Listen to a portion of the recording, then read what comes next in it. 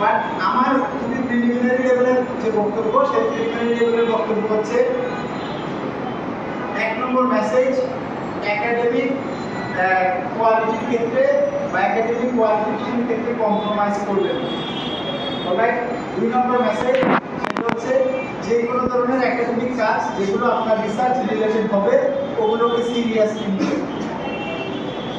Clear?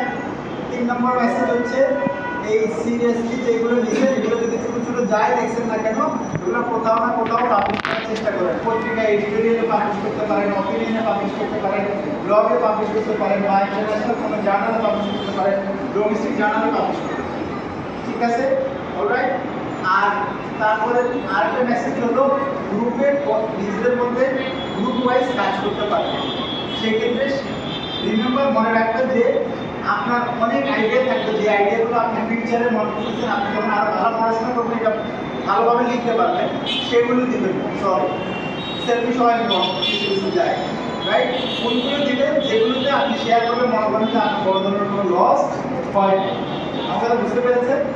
আর আরেকটা জিনিস হলো আমরা সবাই লিখি মাস্টার্সে, আপনি একটা মনোগ্রাফ লিখবেন অথবা অনার্সে লিখবেন, মনে রাখবেন চেষ্টা করবেন এটা আপনি সিঙ্গেল পাবলিকেশন করার, আপনার শিক্ষকের সাথে বা এর সাথে পাবলিশ না করার।